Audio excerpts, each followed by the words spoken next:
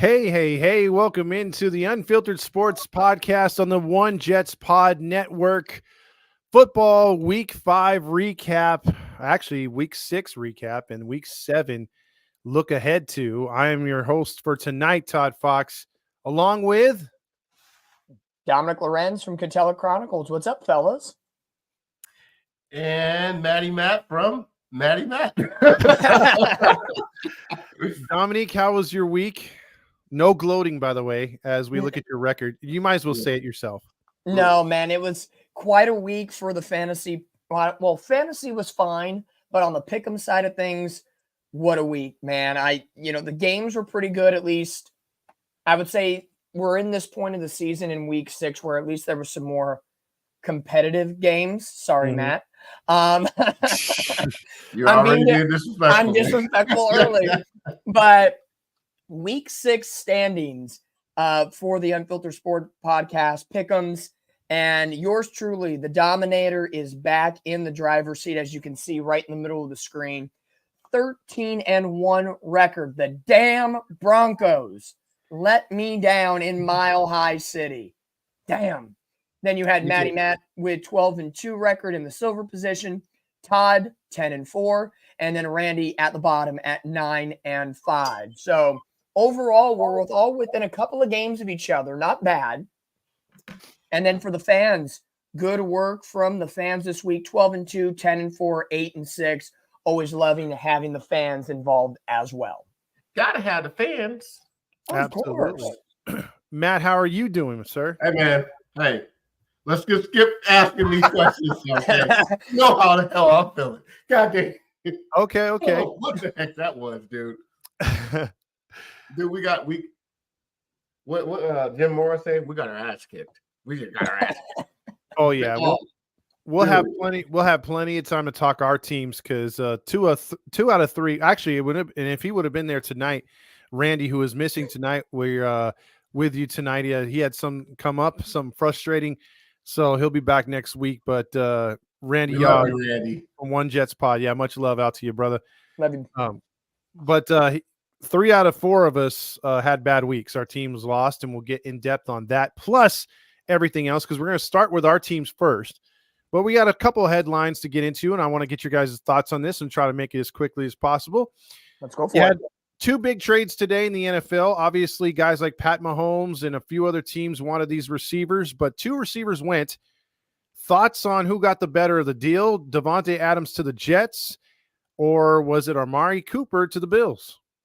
Dominic, you want to start? Sure. I think at the quick onset of everything happening within a couple of hours of each other, I actually saw the Davante Adams news break live on TV while getting ready this morning for work. I think it's going to, right now, before any game's played, Davante Adams to the Jets is a better move. I think just because of the familiarity between Rodgers and Adams, all the success that they had in Green Bay for all those years. And I think for Davante Adams, it was a situation where going to Vegas, bigger and better things, he wanted to change the scenery. But I think after a year and all the dysfunction that the Raiders have, he really wanted and realized you don't realize sometimes what you have until it's gone. And I think he really realized that with Aaron Rodgers. So to come back in a situation where, yes, the Jets are 2-4, they lost their head coach or fired their head coach, and there's no more excuses for Aaron Rodgers, at least in the mind of the media. Davante Adams, Garrett Wilson, and Breece Hall can get right. Mike Williams, if he even still has a job after last night, because, the way that ended, most Jets fans probably want him out. I wish Randy was here, but I'm pretty sure he might have those same feelings. But the Jets are still a good team, and I think this will favor the Jets. But nothing against Amari Cooper. Dominant wide receiver that goes to a team in Buffalo that really, really needs help and immediately gets shocked into first wide receiver 1 status with Khalil Shakir kind of being iffy right now with that ankle injury. So Josh Allen gets a weapon. Aaron Rodgers gets a weapon. How much is it going to change? I think the Jets fans probably wish this happened a week ago and you had him for Monday night against Buffalo, but a tale as old as time.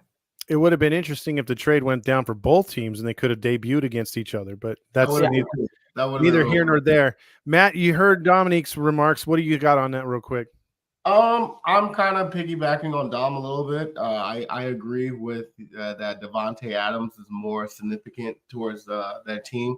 The camaraderie between Rodgers and Davante was really good for those seasons in Green Bay. However, I'm not going to sneeze on the pickup with Amari Cooper. That was a really good pickup. Amari Cooper is I believe he's 32 years old, still kind of young, but he's one of those wide receivers that is semi-diva in the sense of he's not going to show you out publicly, but he's just going to mentally shrink down and just be done. And I'd rather deal with that than someone that's going to show you out and talk crazy on the sideline and make a big deal and embarrass you. And he still brings that number one competitive fire to a team that doesn't really have a true number one receiver. Like you mentioned, Shakira is still dealing with that ankle injury. So adding Amari Cooper to a talented Josh Allen, I think that's a great boost. So I do like that pick for the Bills. But again, I think Davante, with the chemistry he has with Aaron Rodgers, he already has Garrett Wilson. Alan Lazard's been playing pretty good. You had Breece Hall as a running back. You got three-headed monsters in wide receiver. That's nasty. If Aaron Rodgers can still be somewhat, a quarterback of what he was a few years ago, that team could sneak up and win that division. It could. Well, let's see what happens, because I'm going to talk about the standings real quick before we move on. We got two other topics, and then we're going to jump right into the recaps of our four games. 2-4 used to be a death sentence in the NFL, but with 17 games to go in a season, and then also the fact that most divisions are mediocre at best right now. You have a couple good ones, but 2-4, you're only really a game out in first place, a game and a half, considering the Jets lost to the Bills. But a lot of these divisions are pretty mediocre, with the exception of the NFC North, in my opinion, and also with the exception of, I would just say the North right now from top to bottom. Other than that, most of these divisions are wide open except the AFC West. The AFC West, I think, is already settled in our opinions. Yeah. So real quick, guys, also to jump on who's coming and who's going in the NFL, you had Mateo bring it up in the comments. Aiden Hutchinson, Detroit Lions all-star defensive end. He breaks his tibia, and he's going to indefinitely be out. But I'm thinking probably wild card or divisional. That man done. I don't think so. He's good. I don't know, man. I've seen guys come back from broken legs. Look at Terrell Owens. I'm just saying. And then did you see his leg? I saw it, but I've watched enough football to see, because notice they didn't say he's done for the season. No, they're not going to hint. I don't believe. Yeah, I saw it yesterday. He's out for the season. They just picked up a player. I haven't seen anything on him being on. No. If in the case scenario that he's not out for the season, it's only week 6. They already had their bye week, so there's they're 4-1, so there's 12 games, 11 games remaining in their schedule. He definitely misses the regular season. Okay, he's done for the regular season. That's easy. IR for 4 weeks. That man ain't the line. There's that man again. I think it's a situation where, depending on where they're seated, could tell me where, if he's healthy to come back for the postseason, does he come back wild card, division, or championships? If they get into that scenario. But again, lower seed on the road, bad weather, hindering, or if Dan Campbell is in desperation mode where they're going into the playoffs on a downward spiral and they need a jump start, you might get him in that case scenario. I'll be interested personally to see it, because the Niners play the Lions the second to last week of the year, the final Monday Night Football game of the year. So where will Detroit be at that time, and will they need him? Because if they still are thriving, they might have the opportunity to rest him a little bit. But not going to lie, that was a bad hit. No, I'm laughing at Randy's comment. He says, Randy's comment, man. My wallet is jealous. That's a good one. But it wasn't even yes, it was a contact injury, but it wasn't warranted. He was trying to bring Dak Prescott down, and the offensive lineman just wrong place, wrong time type injury. Yeah, it was a whiplash. Big time. real quick, guys, too, on this one, since he's going, let's talk about who's coming. And not this week, but next week. All signs are pointing to Tua Tagovailoa returning against the Cardinals. Are you guys for it or against it? Matt, let's start with you. Me personally, I might have to say I'm against it because of the history of his injuries, man. This is like the fourth time he had a concussion, and that man don't know how to fall. And until he learns to fall, I think he should just hang it up because it's going to be there. And please, I'm not condoning this. I'm not saying it will, but it could be a hit one day that might make him out completely. And so I am worried for his health and his future. It's not worth it, man. He had a concussion in college where he like broke his tooth. He's had 2 or 3 concussions, 2 of them in the last 2 years on national television. And he was throwing up gang signs on the last one. And so it's like, dude, like he got it for his health. He got to hang it up. My man was tripping. Cold-blooded. Oh, my God. How do you follow that one, Dominique? Last week I had all the Deshaun Watson jokes, and that's it. I will gladly give Daddy the crown this week. I think it's not warranted to have him come back. That's, the amount of head injuries that are becoming more prevalent in this game are increasing by the moment. If he doesn't come out with a Guardian cap on, Miami's got a problem. Double one. You have to give that guy as much protection as possible. In the grand scheme of things, taking out the concussion for a minute, him coming back does revitalize this Miami Dolphins team a little bit because without him, you can see they are 100% anemic. They have no offense. They were lucky to beat New England in that case. New England gave them that game. And Tyreek, Jalen Waddle are going to be happy to see him.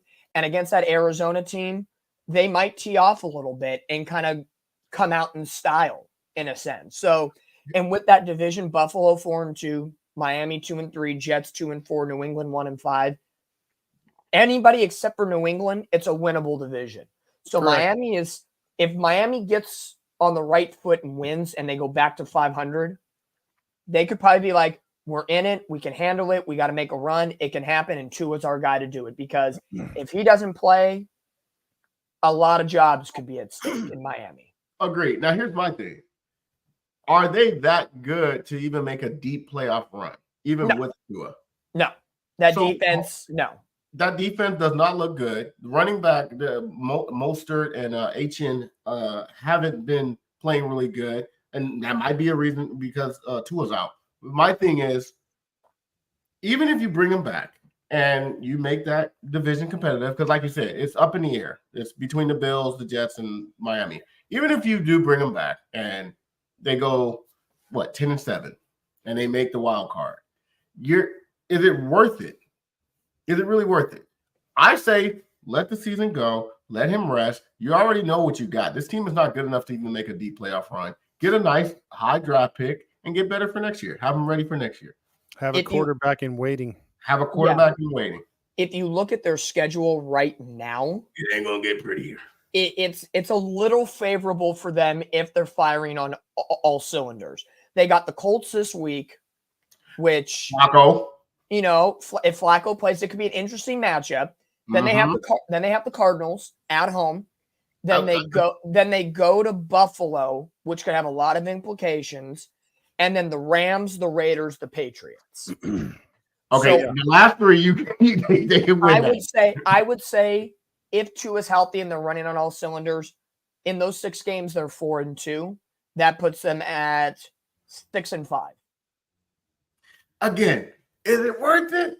Yeah, coaches may think they're going to get fired down there. I think for some reason the Dolphins think they're a big market team. The owner thinks it is. So the pressure might be on the guy trying to be a black guy down there as the coach. So I'm just saying that part. Yeah, exactly. It's good for them. He could pull the race card to save his job. I would do that if I were him. I think for the Dolphins, final thought, I think it's going to come down to the final 4 division games. Bills, Patriots, and the 2 against the Jets the final couple weeks of the year. I think that's the only way. They have to sweep those games in order to have some sort of realization like we can do this. Yeah, and they're not good enough to beat the Bills. They may compete with the Jets, but that can go either way. So and that's really, and that's if Tua stays healthy the whole time. Yeah. Now let's get started in some recaps, and let's start off right away by talking about the shittiest division in all of football. Mine and Dominique's division, the NFC worst. What? Here it is. So Seattle, as you know, is my team, and the 49ers are Dominique's team. For some reason, the NFL said F you to both of us and put us on a Thursday night game on a short week. Now, I know that other teams get to do that, but normally not against rivals. And, well, the last couple of weeks, it's been rivals going at it. I think it was the Falcons and Buccaneers. But anyway, long story short, Seattle needed this win. They could have put the Niners at 2-4. Potentially putting them at 2-5 when the Chiefs beat them next week. But no, Seattle played into the Niners game, let them run all over them. Seattle told them we're running the football, and the Niners stacked the box. And by the time they pulled their heads out their asses, they still had a chance to win that game. But 3 turnovers later, a lot of stupid penalties, and the Niners walk away with yet another victory. So after Seattle had dominated that series, winning 17 out of 20 with Sierra's bitch at quarterback. Since it's changed, we are now 0-6 against the Niners, including playoffs. Dominic. Hi. That is my rant, because I feel that the only thing the last thing I will say, Dominic, before I give you the floor. Yeah.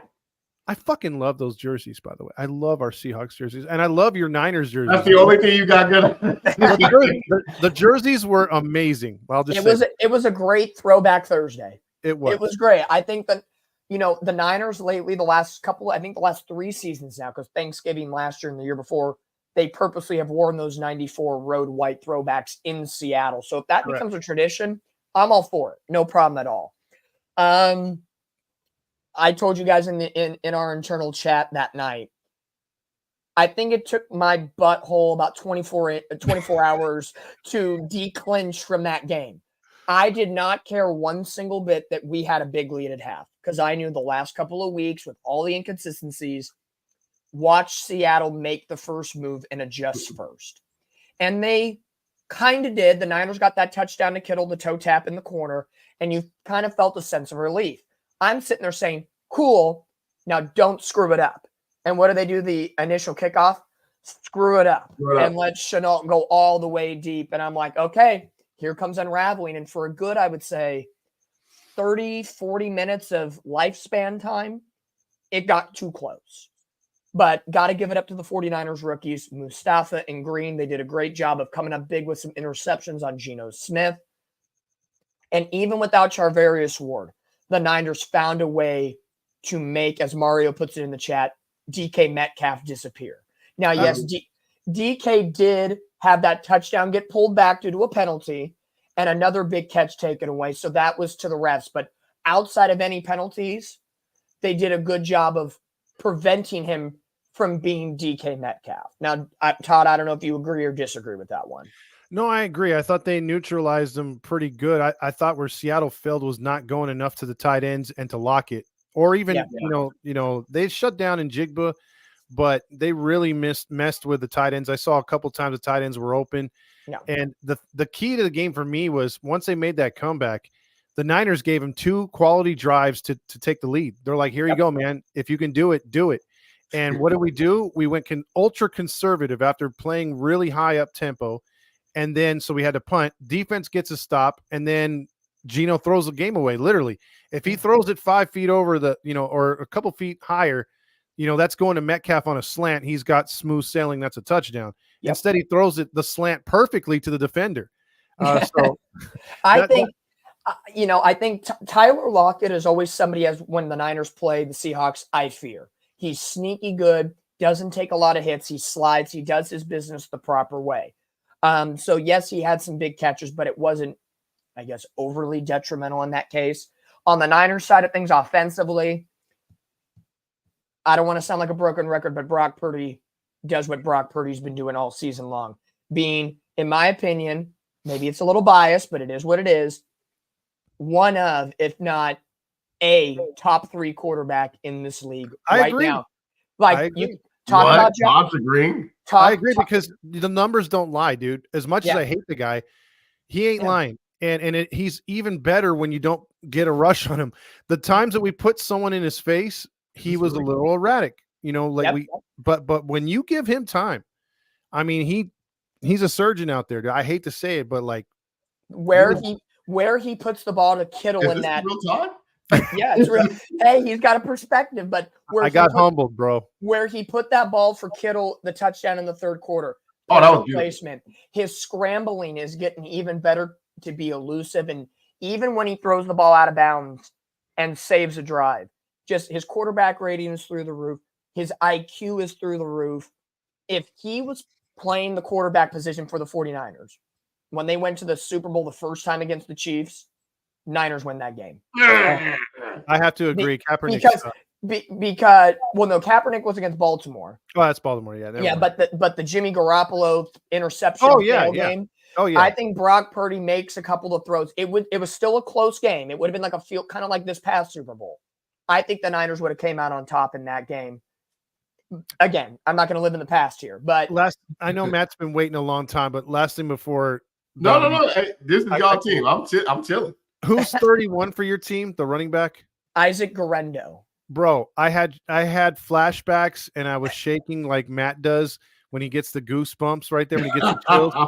Because I pictured, especially with those Seahawk jerseys, Bo Jackson running up the sideline on that last run, that 76-yard run. I'm like, God damn it, it's all over again. It's prime time, a long-ass run to put us out of a game because I remember that Bo Jackson one killed us in that game way back. So no, I think, just to have the backup running backs, especially Guerrero, step up in that way after Mason went down, that was huge. And, especially after losing McCaffrey as well. So overall, my hole was clinched the whole game. It's a divisional battle.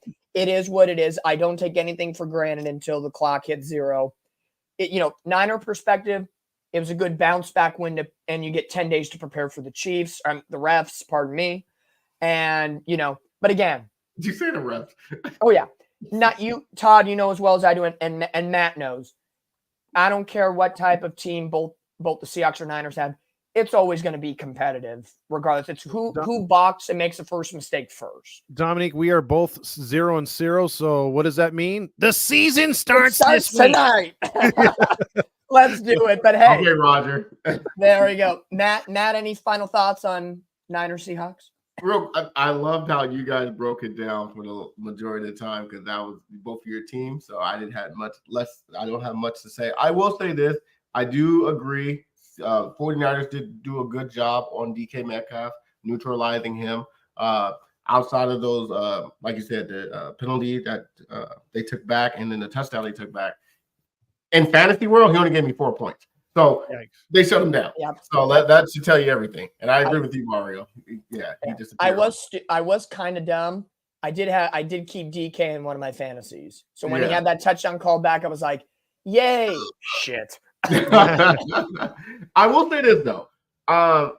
First half it was competitive a little bit, and then the Niners pulled away. But in the second half, I'm with you, Dom.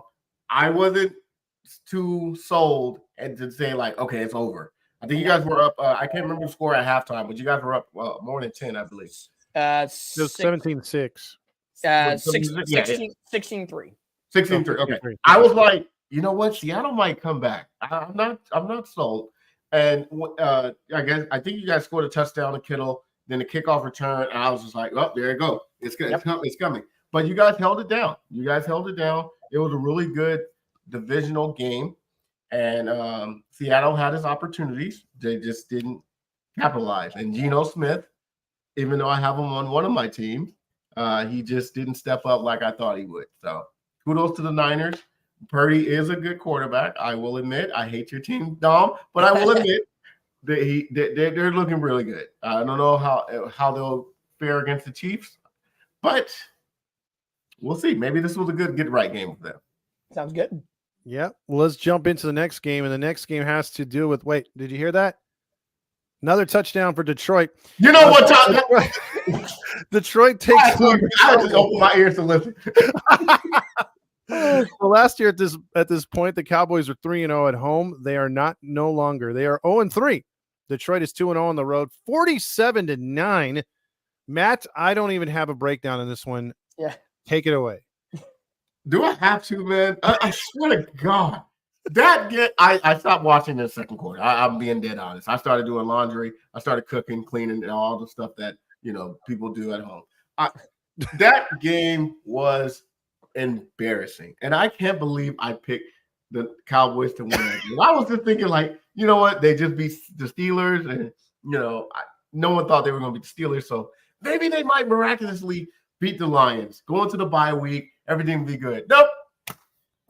They didn't even show up. No touchdown. When Dak Prescott threw that interception in the red zone again, it was deflating. You could just feel the air just getting sucked out of Dallas.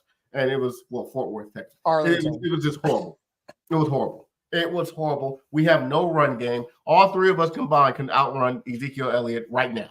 I guarantee it. You put some pads on me right now. Not to the buffet line, though. I can get you 3 yards. I can definitely get you 3 yards. Ezekiel Elliott's going to have at least 2 touchdowns on Thanksgiving. Hey, I'll take that. And his total yards is 10. That turducket's already been accounted for by Ezekiel Elliott. Man, yeah, exactly, Mario. You stabbed me in the heart, Todd. That was embarrassing. Yeah, Prescott gave me 5 fantasy points. 5? That's generous. I thought he did less. I was done. Give it up to the Lions. They did what they were supposed to do. They got revenge on the game where we should have lost last year. Let's be real. I'm going to keep it real. We should have lost that game. The refs helped us on that day because that was the anniversary of Jimmy Johnson. I think Jimmy Johnson got inducted into the Cowboys Hall of Fame. So that was more of a here's your day, Johnson. So Dan Campbell did not let off the gas at all. When he did that trick play and he flipped it to the I think it was Montgomery, and he flipped it back to Goff, and he threw it to the tight end. Laporta? Oh, the Laporta one. Oh, not the O-line one. Yeah, no. I was telling Steve Elise, I'm like, why is Goff still out there in the third quarter? I didn't see the need to play him in the second half. There was an agenda for Dan Campbell in that game. Dude, I'll just beat them. A bully. He was a bully. He's a bully. They were throwing passes with a backup quarterback. Bro. Dude, they had offensive linemen lining up as wide receivers. That's and we're right. over there on the sideline, like, hurry up, this game's over. That was a Dan Campbell masterclass of how to be bitter against a team you played against and be like, up yours with a rubber hose. Like, Dude, come on now. It was over after 7-3. Now I was like, you can't trade field goals for touchdowns with that team. No, it was over. Now, Matt, I told you this. Now, Matt, I told you this before we went on, and this is my only thought because the score speaks for itself. Yep. Jerry Jones, from last year's Cowboys team to this year's Cowboys team, they have a nice, classic, fancy car. That's a good analysis. Instead of putting beautiful white wall tires, shining it up, getting a new running back, beefing up your roster, you cut a running back, you bring old ones back, you don't do anything else, you shell out huge money to Dak and CD. Those white wall tires were replaced with flat, old miniature slash tires. That's pretty much it. It devalues the car, and you're reaping the benefits. And I apologize that Jerry Jones is 82 and this inept. Well, first of all, y'all all breaking my heart. Y'all just cut me some slack. I got embarrassed on Sunday. You know how many people text me and call me? I ain't heard from people in 13 years, and they call me, how about them Cowboys? At least it wasn't on prime time. At least it wasn't prime time. Yeah, you were only the game of the week. On prime time, so everyone can see how embarrassing we are. It was only Tom Brady. It was only the Fox game of the week. So, and Tom Brady over there talking about, this team is horrible. Shut up, Tom Brady. I don't want to hear you either. I didn't want to hear nobody. My Sunday was depressing. I turned it off in the second quarter. Let's talk about another one right now. Hold on. Oh, it's another penalty thrown on the floor right now. Talk about a game, because we're going to move on from the atrocity in Big D to the penalty, the yellow draped flag all over the Jets Stadium. Jets and Bills. These two teams accumulated nearly 300 yards of total penalties. The game went on for almost 4 hours, a couple minutes shy of 4 hours. For an NFL game, that's a long ass time. That's no overtime either, which this game should have went to overtime. Mm-hmm. This was a Randy special. You had 2 missed field goals in this game, almost 30 penalties. You had over 30 penalties that were called, but some were taken back. Yep. You had some really egregious ones that weren't called. I mean, look, Sean McVay was jealous about how much ref time the refs were getting on television. So it's bad when that happens. And mix all that in, the game was really good. For the most part, it was really good outside the penalties. This was a knock 'em drag out. Both teams don't like each other. The offensive linemen were fighting with the defensive linemen. There was a lot of drama. I mean, the best game so far for, I think, Rodgers anyway. Mm-hmm. Breece Hall had a couple big runs. I would love to get Randy's take on this. I wish Randy was here, man. I've been wanting Randy to be on this. Yeah, I want to know what in the comments. Maybe Randy can let us know what he feels about the offensive coordinator new and now the coach, how they did. So, Dominic, thoughts on this game, brother? It was a very interesting game. I took a lot out of it. What I got from the Jets side of things was Rodgers can still sling it. And again, first game without Robert Saleh, and the offense looked improved. Breece Hall ran better. They changed a couple of things. Garrett Wilson, for the second week in a row, was utilized to the tier 1 type wide receiver that he is. And of course, as we said, Davante Adams is going to add to that now.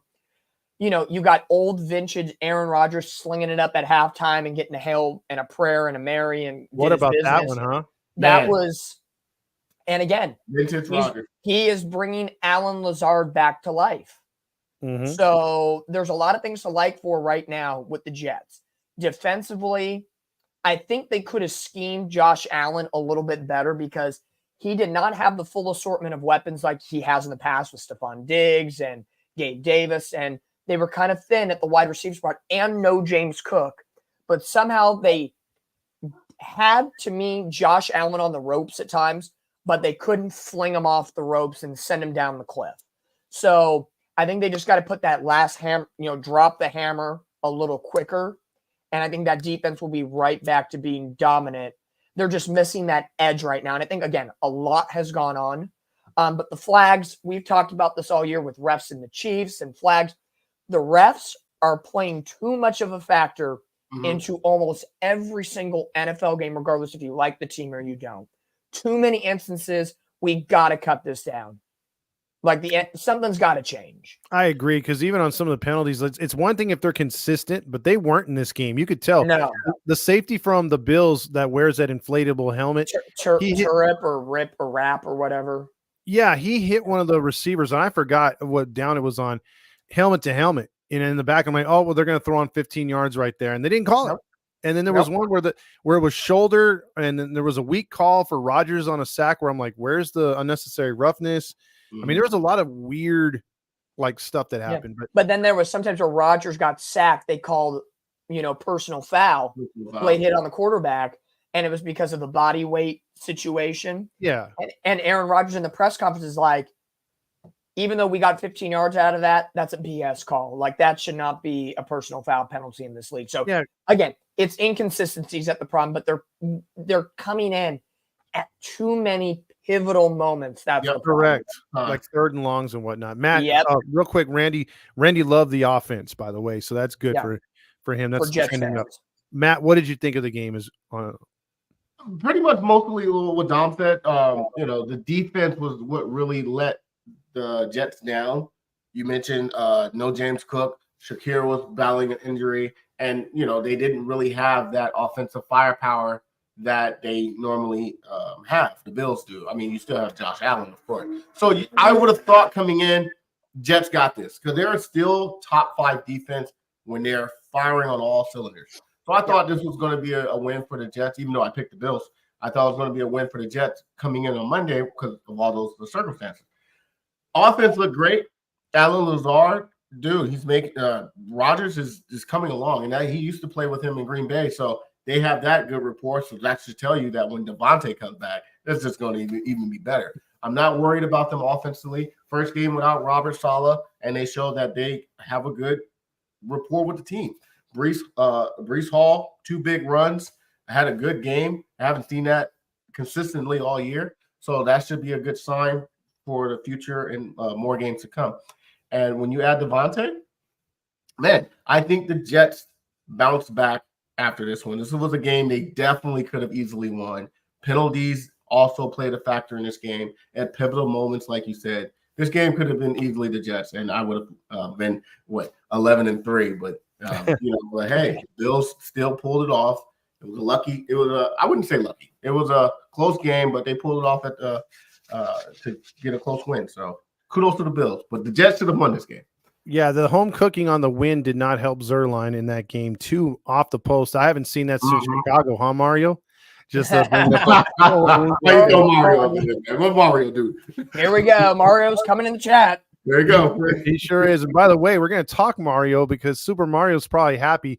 The Bears improved to 4-2 as they take out the hapless coach killer Jaguars 35-16. And this, correct me if I'm wrong, guys, but the Jaguars are going to be playing back-to-back games in London. Yep. Is that the first time they've done that? First time ever that the NFL has allowed a team to play back-to-back weeks. They're going to be like the Lions and the Cowboys on Thanksgiving. They should just be over there. But what's sad is they lose a true home game out of that in Duval County. Yeah, that's crazy. Like, that sucks. That's crazy. So the Bears being the home game in this one, a home team in this one, take it rather easily, pouring it on in the second half. Again, second straight week, Caleb Williams goes off, has a good game. The WNBA star, doesn't matter what he did with his numbers. Most of that was in garbage time, second half. The Bears, again, this has been a team we've talked about on here and other shows, and I'm sure the Jets pod did this last year as well. And Randy, I've heard his takes on the Bears too. You never have to worry about their defense. You could just go through it and no-name draft the defense. The coaching staff can change year after year. The defense is always a staple of Chicago. It's always been, can we get a quarterback to get that offense moving? And look, again, I still think he's a bust, but maybe I'm wrong, because right now they haven't played the NFC North yet. Yep. But guys, the Bears are trending where I think a lot of us didn't think they'd be right now, and that's at 4-2. I agree. Yeah, I maybe didn't have them at 4-2. I think maybe in some case scenarios, games that they won, I thought the opposing team was going to be better. I think we all thought Jacksonville was going to be a little bit better than where they are now, at least competitive wise. Maybe not. Rams in that case. I really think the Bears season is going to hinder on how they perform in their in-division games. Yep. Because after the bye week, they play the Commanders, which will be a very interesting game between Williams and Daniels. They play Arizona. They play the Patriots. So those 3 games, they could easily go 2-1 and be 6-3. But then a gauntlet. Home against the Packers on the 17th. Home against the Vikings on the 24th. And then on a short week, Thanksgiving in Detroit. Back-to-back-to-back divisional games. If I'll put it out there. If the Bears find themselves winning 2 of those 3 games, I'll consider them legitimate threats to win that division. I'm with you on that. Yeah, I think honestly, I think the Packers are trending. Packers are trending in the right direction. The Lions are good. I think Minnesota is the real questionable team right now. They're coming off a bye week. What do they have in store playing competitive teams? And Dom, doesn't that sound insane, even you saying it? Because it sounded insane me hearing it, that you mentioned those teams that have losses that are legit trending up. The one that's undefeated, we're questioning, but it's true. Yeah. That's how wacky the NFL is. Because Detroit has proven they were in the playoffs last year. They've been up and coming. Packers last year, up and coming. Jordan Love playing well. The Bears, again, defense is good. They've been searching for a quarterback and finding the glue of that offense. And right now, they have it in Caleb Williams the last couple of weeks. Vikings, Kirk Cousins leaving. They thought there'd be a drop-off. Is Sam Darnold again? Is he here to stay, or is he just temporary? That is the biggest factor. If Darnold is here to stay, it makes that division very interesting. Yeah, I agree. I didn't expect the Bears to be 4-2. And I'm going to be honest with you, Caleb Williams has probably been playing better than any quarterback in the last couple of weeks. So I got to give him credit where credit is due. I didn't expect him to be at this level at this point in his career. You know how we always say about USC quarterbacks, they're usually a bust. But I got to eat some crow on this one. He's been playing really good. The Bears dominated that win. The Jags, I don't know what to say, man. They should just dismantle that team. Peterson's going to get fired. There's no question. I believe if he loses this next game, he might be fired. That's just mine. What did I say a couple of weeks ago? I said by the time they leave London, he may be left on the tarmac. He might be left. He may be Ted Lasso and coaching soccer next year. Dude, I don't know who they're playing this week, but whoever they're playing, if they lose, you might see Peterson be. You have to. They're hosting New England. I swear to God, if they lose to New England, they better not. And it's Drake May, not Jacoby Brissett. If Drake May beats Trevor Lawrence, Peterson's gone. It's just no question. Well, if they're playing a game of basketball, since he is familiar with the WNBA, you know what, Todd? You gotta go there, man. Well, let's jump off that game because Mario gets too happy. He's talking about Caleb throwing to Metcalf. Mario could be painting his nails right now in preparation for the bye weeek. I'm still calling it. At some point this year, Caleb jumps into the stands on his mom's lap. I'm just saying. Leave that man alone. He loved his mom. All right, now let's go to a guy who put up. Let's go away from a game where a guy like Caleb Williams put his money where his mouth is, put up and shut up. Let's talk about a guy who doesn't shut up, and that is the midget from Arizona. Another day at the office? Not so much. Nope. Maybe for the opposing quarterback, Jordan Love kicked his ass, and the Packers pushed the Cardinals to 2-4. They are who we thought they were, right? And who was that? Yeah, Cardinals, a sucky team. I think, losing Marvin Harrison Jr., losing a big target threat. He hasn't had a dominant rookie campaign, but that's still, you lose one receiver. They went to McBride at the end of the day. It was raining. It was cold.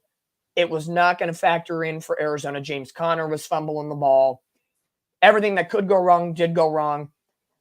To me, it's simple. The Packers were just the better team. Correct. Yeah, I'm with you. I for some strange reason, I could have saw Arizona beating them, but when I realized they were playing in Lambeau, it was over.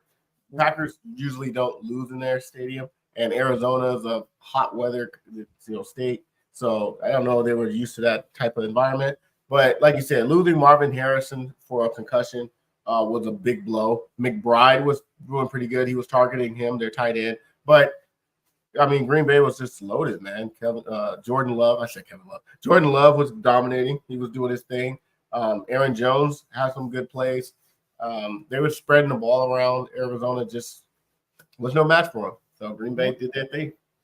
I mean, when you see some Packers fans wearing cheese heads bigger than the Cardinals starting quarterback, you know they're in for a big. Why are you making fun of that man? Sorry. He can't help it that he's 5'8", man.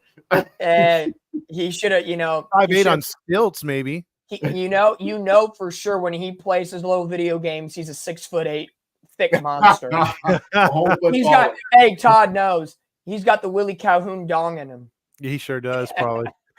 So let's move on to the Colts versus Titans, and a quarterback that is starting for Indy is winning, and it's not the guy they drafted.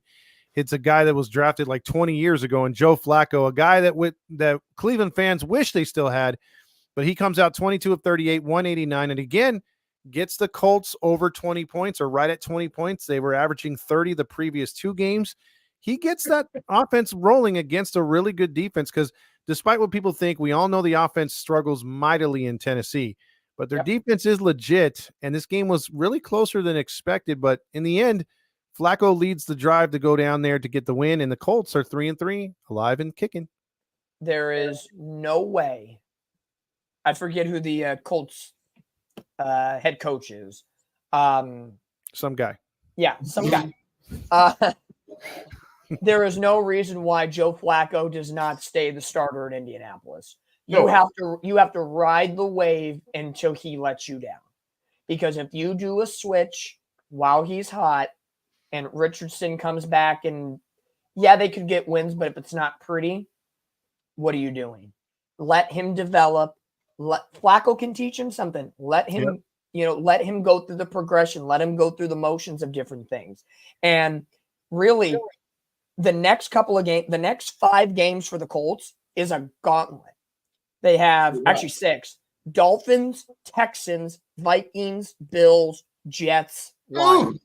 Wow, that's a tough schedule. That's if you want Anthony, disrespectful. You do not want Anthony Richardson leading that way because the opposing defenses will eat him alive. Flacco gives you a better chance. The only game, actually, maybe the Dolphins game is the only one because their defense is the weakest that you could put Richardson in, and I'd be like, they could win. Everything else, hell no. Hell no. But, hey, tip of the cap to Joe Flacco for still putting it up at his age right now. Led the Browns to the playoffs. He could lead the Colts to the playoffs because that division is whack, with the exception of Houston. Joe Flacco, man. Come on. Let go. Flacco's doing the thing. By the way, Randy's 5'8", guys. We shouldn't be talking about no people that's 5'8". He would quarterback better than Kyler Murray. Yeah, I still think even if they're the same height, Randy's taller. But go ahead, Matt. Randy's taller for sure. Shout out to Joe Flacco, man. He's holding it down. He's for his age to still be doing his thing and even showing some mobility, man. The last couple of games, he's been moving out of the pocket and scrambling when needing 4 or 5 yards. Give him credit. I agree. Don't put Richardson back in. They're doing way much better without him. Let him develop. Let him, work on your Flacco and learn something. And not only that, this up-and-coming schedule that Dom said, they could go 0-6 with with Richardson playing. They might go 2-4 with Flacco playing. Let's just be real. They might win the Dolphins, and maybe who the last game you said they played? Jets. They might win. They might beat the Jets. Maybe. It depends on what Jets team show up. Other than that, they're not beating the Texans. That's over. So let him cook. Let Flacco cook. Let Flacco cook, man. He's a Super Bowl champion for a reason. Yeah, I agree with both of you guys on that one. Let's move on and let's get through this one pretty quickly. His next couple games. Texans at Patriots. The Texans win 41-21. The lone thing you could take out of this is what Nats fan says. She says that Drake May is pretty good and could be pretty good for the Patriots moving forward. He went 20 of 33, 243, 3 touchdowns, but in a losing effort. Guys, I'll just ask you guys this. Texans, are they the second best team to the refs in the NFL, or do you guys think they're better? In the AFC, I should say. Sorry. Top 5 for sure, because Baltimore is still there right now. They're missing Nico Collins, but when they're fully healthy and CJ Stroud is right, definitely top 5 for sure, if not top 3.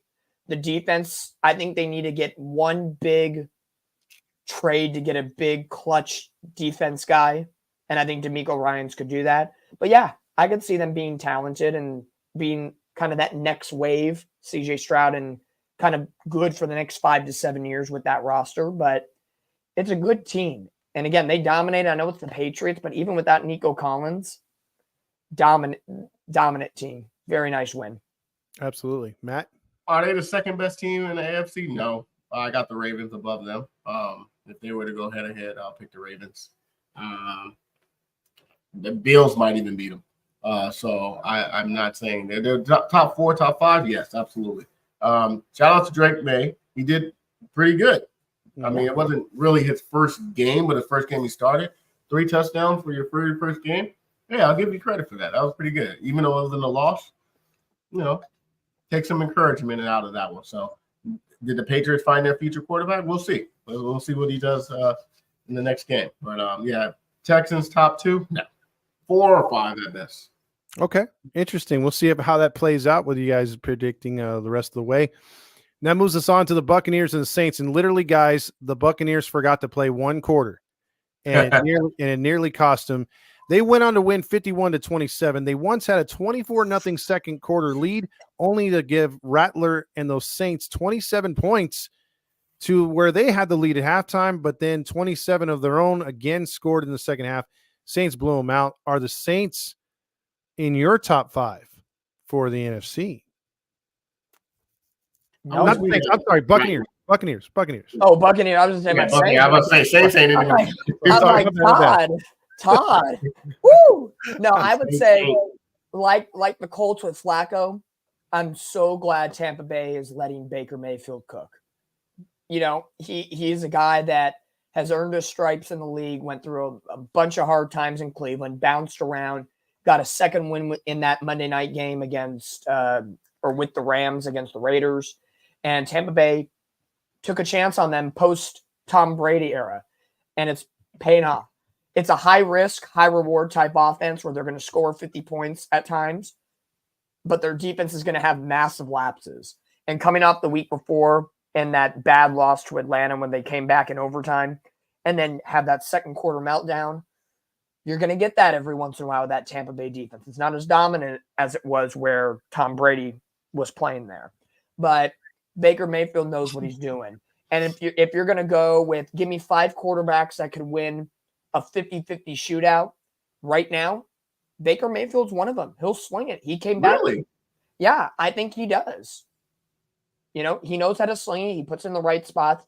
He has a really good relationship with Evans, Godwin, and even Sterling Shepard, who no one's talking about right now. Yeah.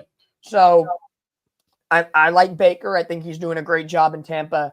He fits that scheme, and that scheme fits him. Agreed. I'll tell you right now, I'll take Baker Mayfield over Dak Prescott right now. Book it. Ooh. I'll take him right now. Book him.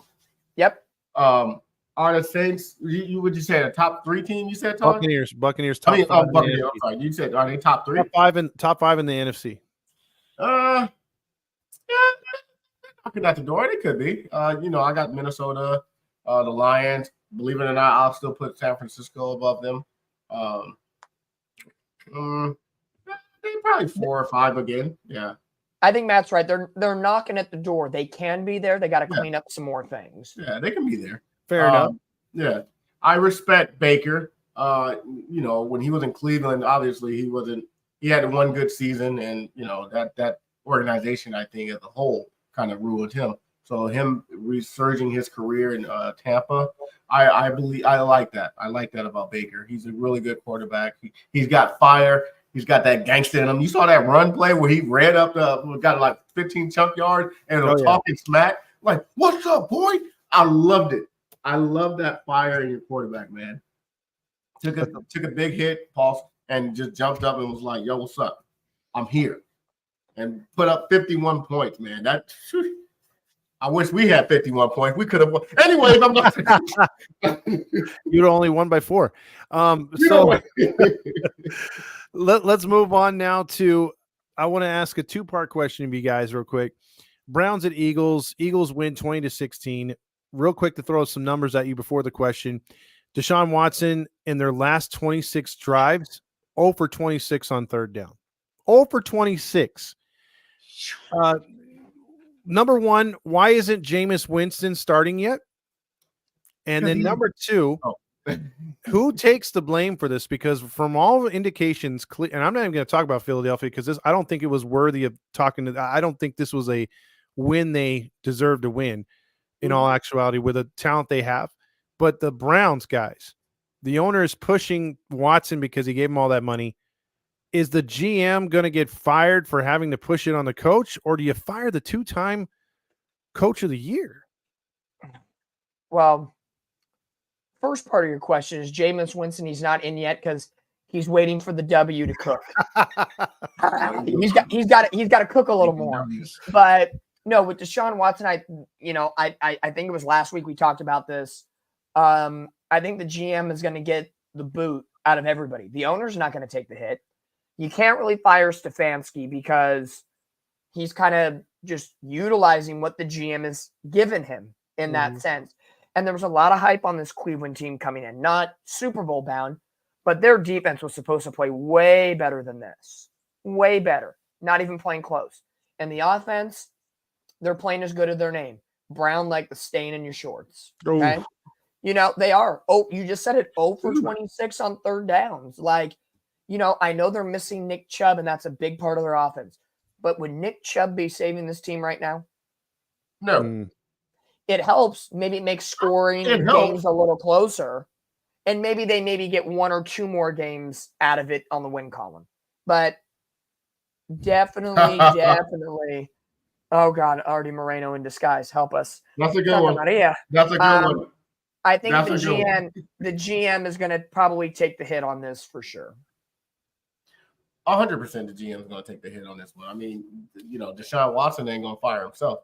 You sign a man who hasn't played in the NFL, that season prior to, and you pay him that much money. At that time the most paid money for a quarterback? Yes. And he hasn't been playing worth a dime. 0 for 26. I didn't know that stat, but that's embarrassing. You can't throw in Jameis Winston, not just yet, because you have a high-paid quarterback. You can't just waste money like that. You're not Jerry Jones, so you got to wait it out. And then after the end of the year, you fire the GM immediately, and then you keep the coach, and then you start Jameis Winston. But if you keep him. Yeah, Randy in the chat makes a good point. A new GM would probably want his own coach. True. So Todd, that is true. That is true. I'll flip it back to Todd for this. If you are a new GM going into an organization with a 2-time coach of the year and this whole scenario, would you want to keep Stefanski your first year, or would you say, thank you for your service, we're changing course completely? It depends. If I have an ego, I get my own guy. If I think I can win with a 2-time coach of the year guy, and I've got to make a hard move right off the bat by either releasing Watson or finding someone that'll take him, that would be the way I would do it. It's hard to say, what I mean? So who in their right mind would pick up Deshaun Watson's contract? An XFL team. So I mean, Jacksonville. They'll lose the WNBA the Jaguars and get the masseuse. Or Trevor Lawrence, the WNBA star, becomes the masseuse. The Jaguars is the only team I can see picking that up. Let's get rid of Lawrence. Todd, I knew you'd love that one. That was pretty good. You're very disrespectful, Dom. I heard that. Man. Yeah, I hope you sip on that water. Y'all leave Trevor Lawrence alone, man. Now let's move through these last few games, because outside of this game, most of them were a stinker past this. The Commanders and Ravens, I thought, played one of the most entertaining games of the day. For the first time, fellas, I saw a lot of Commanders fans at a road game. Usually their road fans for the Commanders are non-existent, and they've been like that since probably RG3. Yeah. But this game, it was nice to see. They had a really good amount of Washington Commander fans there, and sure enough, the Ravens win their 4th straight, but boy, they had to struggle. Daniels was putting up numbers. It forced the Ravens to open up their offense. This was a good game. It was. It really was. And I know that Maryland rivalry of Baltimore and the Commanders, so a lot of fans come out for that crosstown rivalry. I'm going to say it here and now. Commanders win the NFC East. And I'll save it for one of the other games. I'll save the second part. But I think Commanders win the NFC East. No doubt about it at this point. Dallas is struggling. The Eagles are questionable at best. You're in a situation now where I think, here's my take on Baltimore. They could be a really good team. I think they play down to opponents. Yep. And I think they thrive in sliding by the skin of their teeth, and they want the media to think, oh, they just edged it out. Look at them. They made the big play at the end. It's like, did you not watch like the 70 plays before that of them being shaky? I think it's very touch and go with them. And that's why I don't know if they'll ever get past that hump. And I'm not talking about, the Chiefs and the refs. I think just in general. And maybe it's Lamar Jackson. Maybe it's their defense, which is pretty good. I don't know. I think there's, even with Derrick Henry, I still think there's something missing in Baltimore. I don't know what it is. I can't put my finger on it. Maybe it's Lamar. Again, even if it's inconsistencies and they're small, sometimes the small things make the biggest difference. But props to the Commanders. They got something good rolling there with Daniels. They're going to win the division. He'll win the Offensive Rookie of the Year. No question. Lock in. I submit that now. He said, book it, Dano. I will say the one thing that's missing in Baltimore is definitely a true wide receiver. Zay Flowers is good, but I don't see him as a wide receiver 1. He's for sure a legit 2, and he's playing a 1. But if they add another receiver to that team, book it. Ravens taking it. The Commanders, I was impressed. They actually competed against a juggernaut team. Their schedule, I'm just being real, their schedule was kind of soft, and they took advantage of the team they beat. And I said, let's see what they do against a worthy opponent. And they could have beat them. So I give Commanders the utmost respect. Is that their division to win? It looks like it. I can't say for sure yet, because I agree with what Mario said. They lack experience, and that might hurt them. They do remind you of that Houston of last year with that young raw talent. This team reminds me of the year when RG3 took over, and they just took over and went to the playoff, and they had a great season that year. I'm not comparing the team. They're not the same team, but it just that atmosphere. It just reminded me of it. I believe they revived that team. They're going to be a team to beat in the future. If they don't win the division this year, even though I think they will, they're definitely going to win it for the next couple of seasons. We might have in the NFC, we have yet to have a back-to-back winning division team to win it back, I think, in the last 10 seasons, if I'm not mistaken. Yes, it's always been a different team. Cowboys won last year and don't look like we're going to win this year, but Philly still might. So I will say that the Commanders look really good. Give them credit. We'll see. They're leading to be the division leaders, but we'll see what happens at the end of the season. This is definitely one that they're going to learn from and get good experience. I think you get good vibes out of it. You can't really take good vibes out of a loss, but I think in the Commanders' case you can, because they've been down for so long. Oh, yeah. Dan Quinn was rallying those guys pretty good. Yeah. Shout out to Dan Quinn, man. He's a good coach. He sure is. I miss him in Seattle. I miss him in Dallas. The San Diego Superchargers, known as the LA SoFis, they went to Denver and they put a beating on them for 3 quarters, but then almost gave it away. I don't know if you guys saw at the end of the game, the onside kick, if it's a little bit slower, that Denver recovers that ball and has a chance to go in for a tie.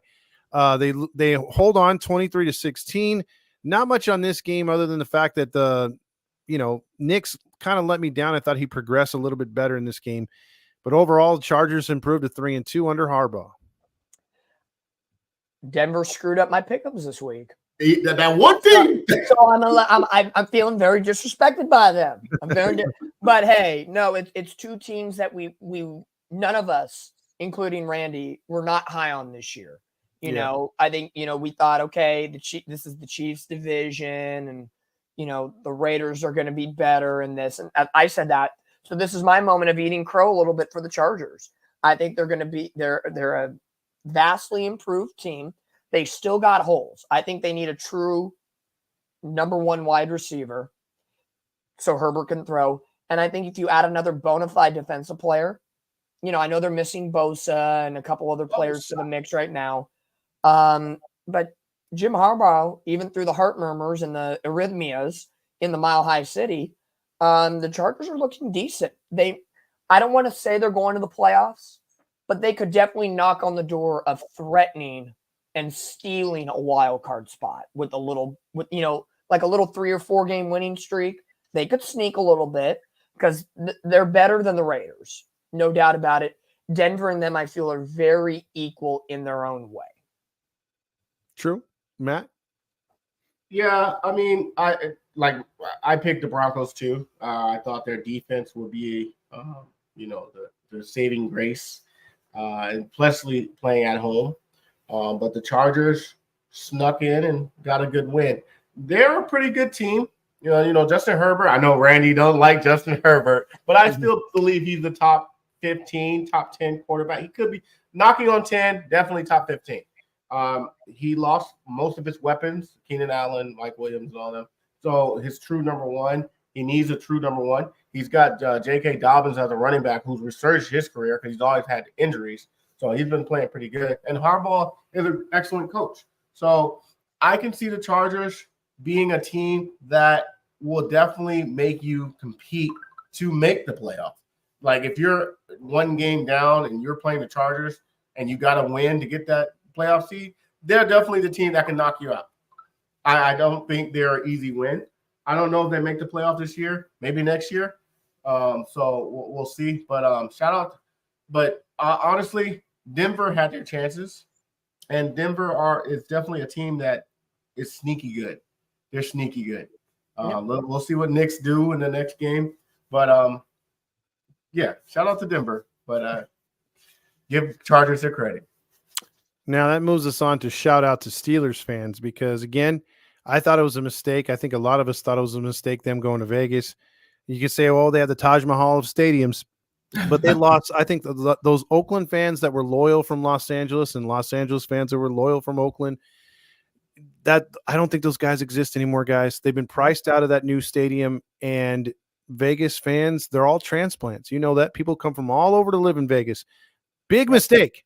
Because I saw 90% of that stadium filled with Steeler fans and terrible towels, and the score was like a 90% over the Raiders because not much to say on this one, guys. 32-13. Raiders lose. My thing is, after the reports today of Mike Tomlin considering Russell Wilson to start this week, here's my statement to him if I open the door. Knock, knock. Why? Why? Why would you consider that? You right now, in this moment, Pittsburgh with that win is 4-2. Why? You're moving the ball. You're doing what you're supposed to be doing. The only team you're trailing, and I take that back, you're not trailing. You are tied for first. Mm-hmm. Do not make a change. If you make a change, just give Baltimore the division on a platter. I say check it out. Why not check it out, dog? Nope. Unless the matchup warrants it. They play the Jets this week. Nope, don't try it now. The Giants the week after that. The Commanders, I can say try it. And then the Ravens, a divisional matchup. Actually, I got one for you. All right, go for it, Matt. The Jets might beat the Steelers their next game because, adding Devontae, it could be definitely Jets winning. Yep. Do you not try it out for the Giants? Because let's be real. Is Justin Fields really going to go off on the Jets? The Jets are a good defense. I would say this. You have less of a chance to turn the ball over with Fields than you do Russell. Russell, the last couple of years, has been a turnover machine. So I would at least try it. Just do one game. Just, hey, we're going to try Russell Wilson. One game. If he stinks it up, don't pick him in again. If he wins it, then you're like, okay, that's a dilemma I want. It's the reverse of what Indianapolis is going through. It's the reverse. Yeah. They have a good quarterback in Pittsburgh. Do you put in a questionable one? Which is kind of what Indy's going through right now with Flacco and Richardson. True. I think Pittsburgh, before the trade deadline, needs to go get a receiver. Because George Pickens ain't the guy. I don't care what anybody says. Put me on the mountaintop. I am not a George Pickens believer. I will not be picking him. This is a record for so disrespectfuls by Matt. Don't be disrespectful. He might not be a wide receiver one, but don't disrespect him, man. Okay. He needs somebody else to complement him. Is that a nicer way of saying it? Okay, I'll give you that. But who, like Randy said, who's available? If they would have added Amari Cooper, that would have been a good pick. Well, look at Jacksonville. Is Jacksonville going to part ways with a lot of people? You got to start looking at the bottom feeders in the league right now. Look at Jacksonville. Just Cleveland maybe get rid of Jerry Jeudy. Hey, if Miami had benched Tua for the rest of the year, I would say Waddle would be dangled, right? You could. I like Waddle. In my opinion, Carolina, Deontay Johnson. He's on a 1-year deal. Carolina ain't going anywhere. They got rid of Deontay Johnson. Hey, that's what I'm saying. Out of the NFC, that's the only wide receiver I can think of, but it wouldn't work. Look, I know for Pittsburgh's short game, though, Adam Thielen would be awesome. Thielen would be awesome. I'm just saying Adam Old Man Thielen? Yeah, he's still making receptions there in Carolina before he got hurt. Last year, it was his squad when Bryce Young was struggling. Yeah. That's honestly not a bad choice.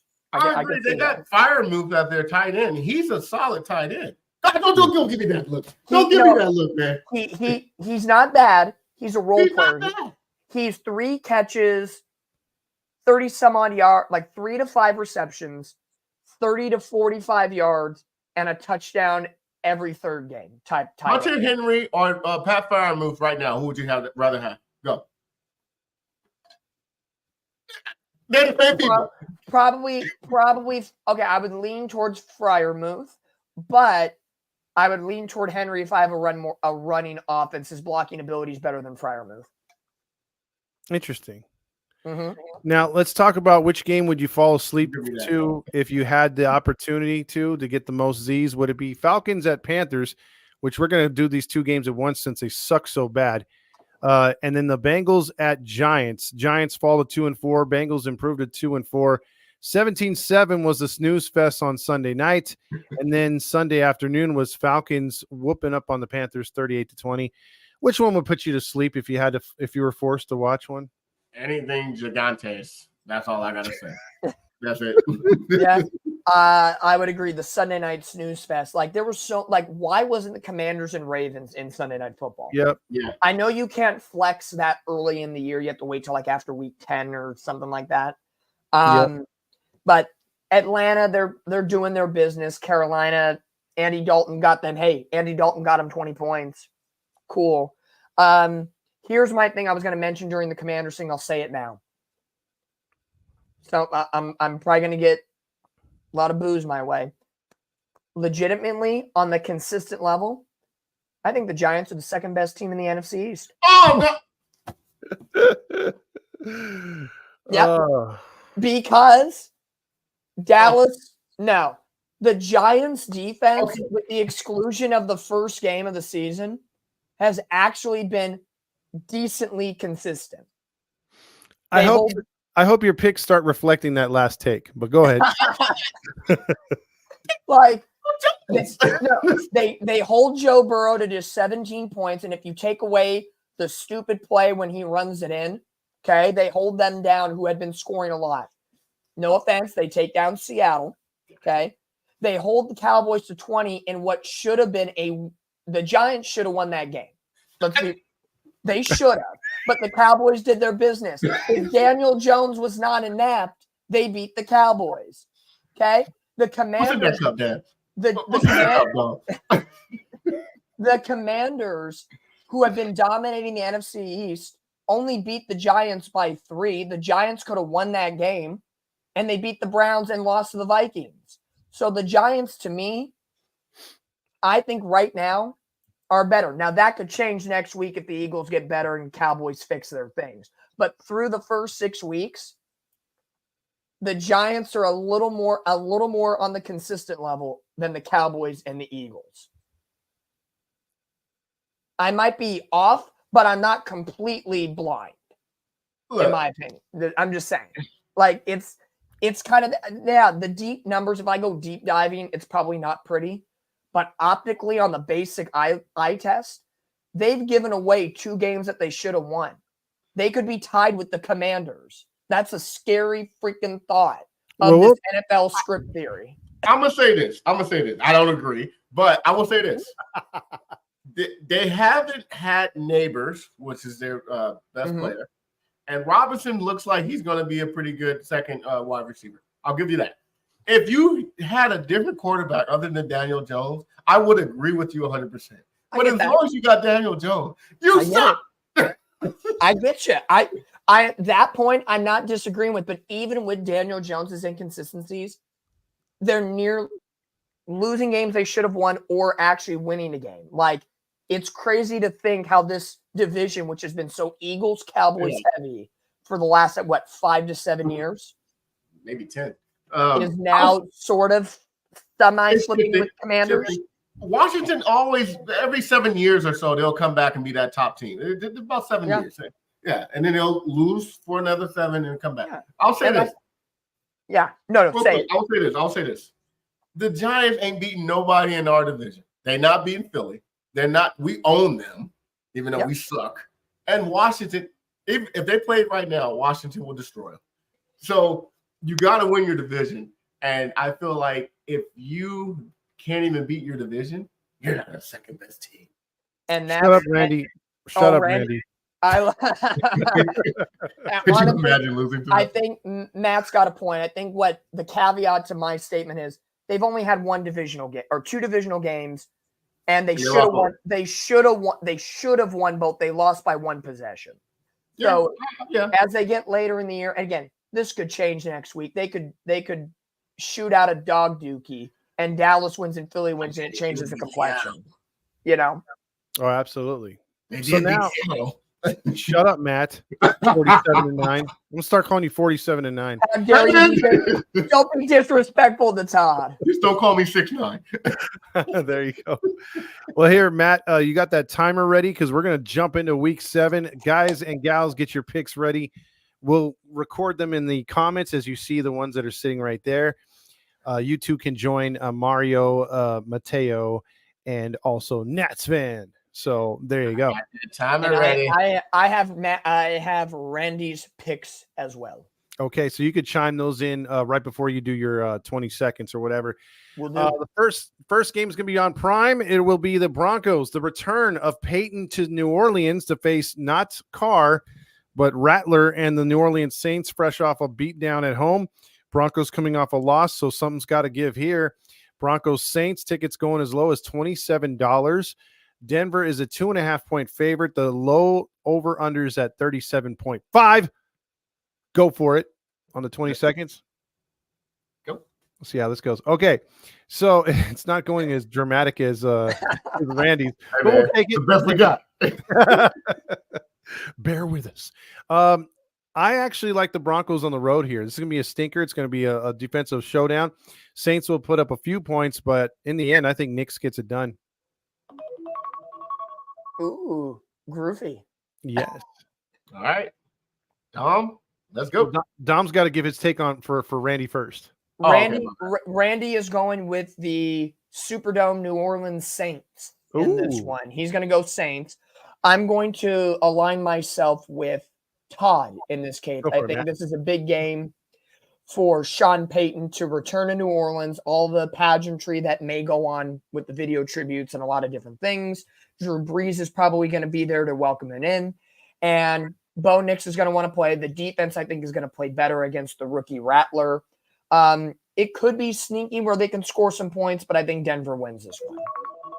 There you go. All right, Matt, as soon as the timer's ready, what say you? My bad.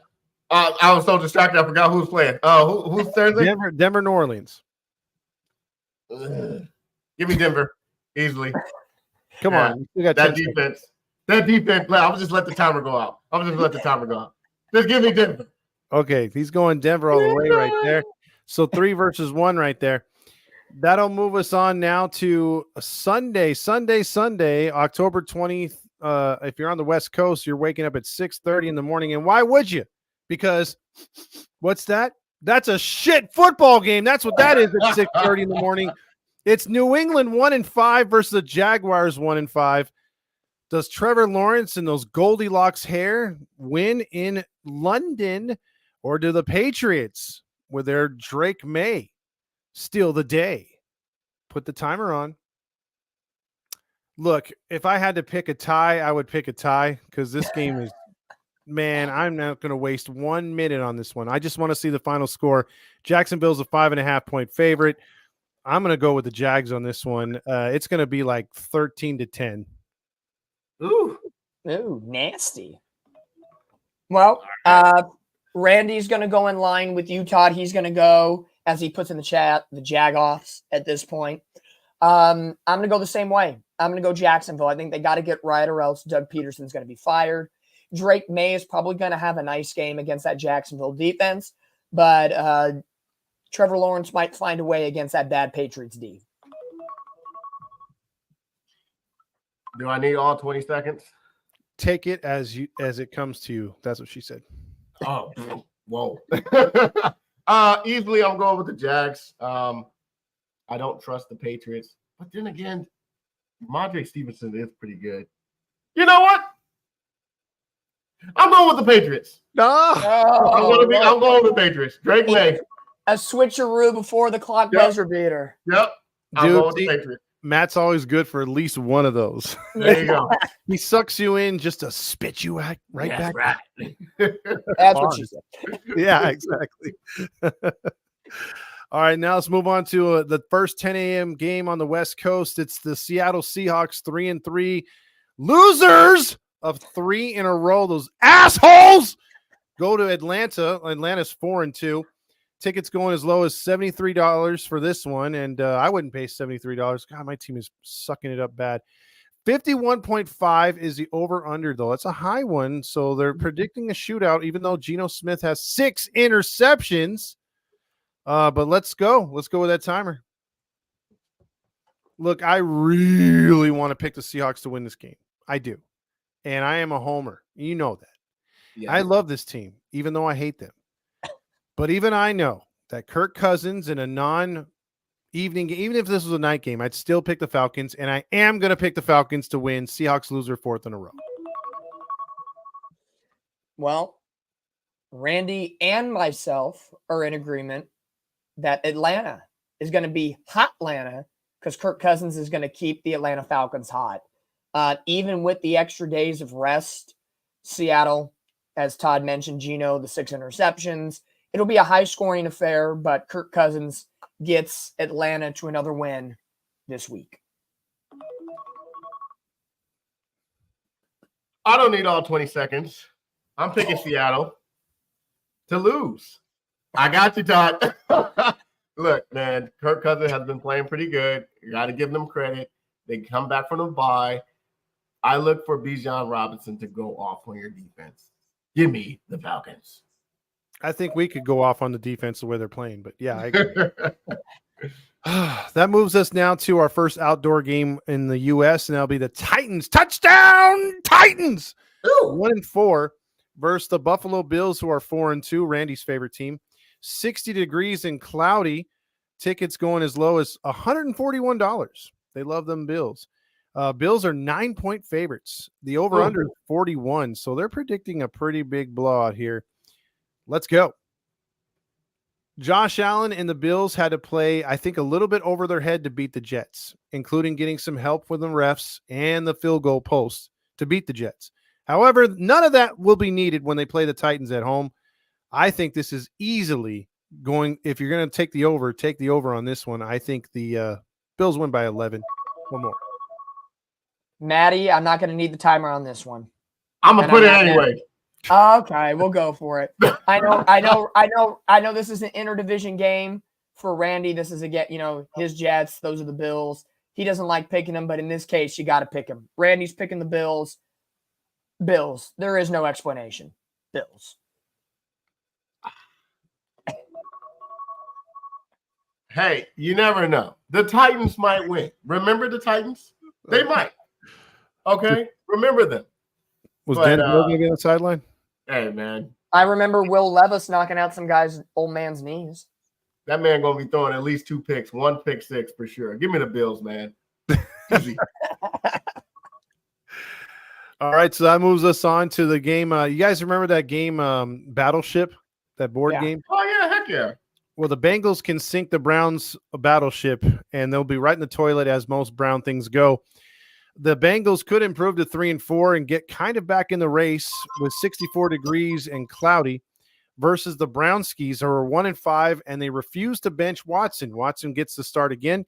Tickets going as low as $44. Cleveland at home is a 6.5-point underdog, or actually favored, and 41.5. So not only does Vegas think this is going to be a touchdown or more win for Cincinnati, but they also think that Cincinnati is going to struggle much like they did against the Giants. Let's go. Look, I am still waiting. We are on week 7, waiting for this Bengals offense, now that they're fully healthy, to be a competitive football team, a playoff-like looking team. I don't see it still, but they are playing Cleveland. And with that being said, Deshaun Watson, give me the Bengals. Randy is going with Cincinnati as well. And I'm going to take that. I'm going to follow Todd, Randy, Mario. Bengals got to show up. This is the week, the get right week. It's going to be a nasty little dookie coming out of the Browns into the toilet. It ain't going to be pretty because they're going to do it against the team from the jungle. They're going to have to dookie in the jungle. Go Cincy. I like how you reference poop in your pick, man. That's pretty disgusting. That's very disgusting. Hey, 13-1, baby. I get it. He can talk. Give me the Bengals, man. He said Dookie. I haven't heard Dookie since 5th grade. I ain't gonna lie to you. That's how throwback it was. He said Dookie. Give me the Bengals, man, with the Dookie. The Dookie shuffle. Hey, Jameis Winston can be throwing up those Dookie signs. That's true. That's true. Said Dookie. Now this goes on to what I think is the game of the week.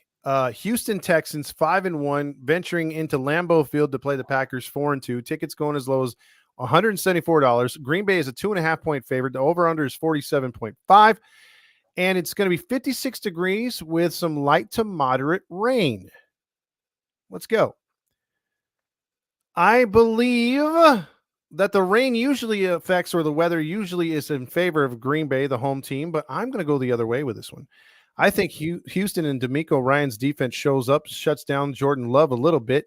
He will get his, but I think who will get his is CJ Stroud more than Jordan Love. Give me the Houston Texans. Randy's going to go with the home Lambeau faithful. Go Pack Go for the Packers, as he says, at home all day. And I am going to second that motion. I'm going to go Jordan Love and the Packers. Their defense has been very good lately. And if it was clear skies, different day, it could be a shootout. Joe Mixon is back, so I think this game is going to be down to the wire. Could end up a field goal, but I'll go Packers.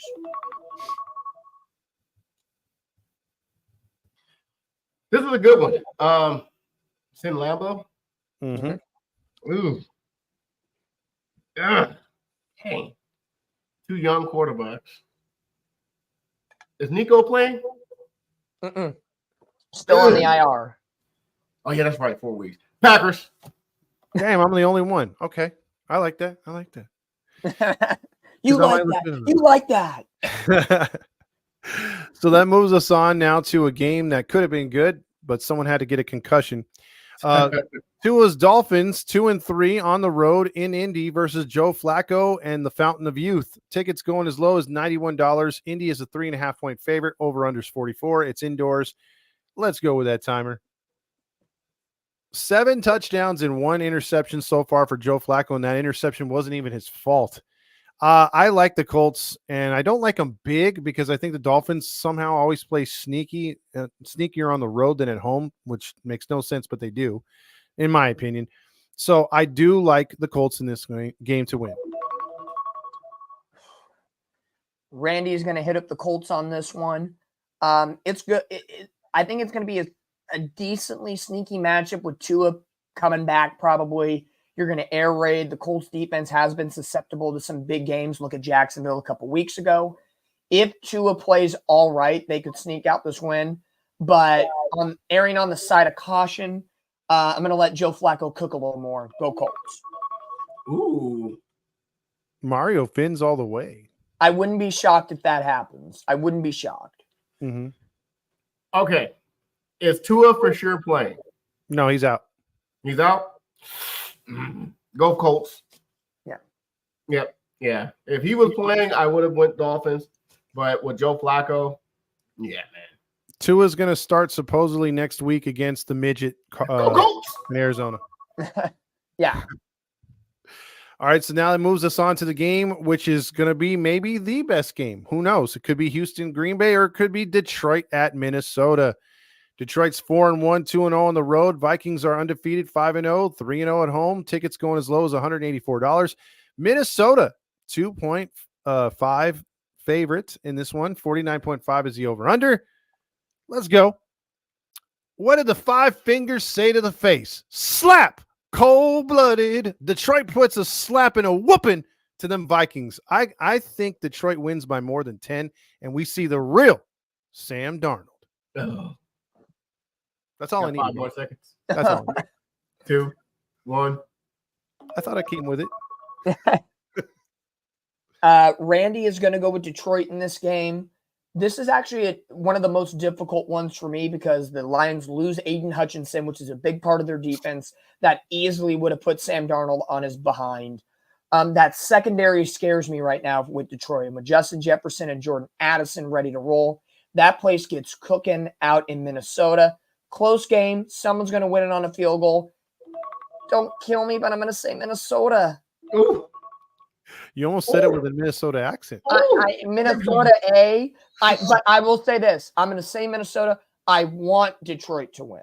Gotcha. I want Detroit to win. How you gonna want Detroit to win but pick Minnesota, man? What's wrong with you? If like I said, if Aiden Hutchinson was there, they'd win. I'm picking the undefeated team. Until they lose, I'm not going to stop picking them. Give me Minnesota in a sneaky win. Okay.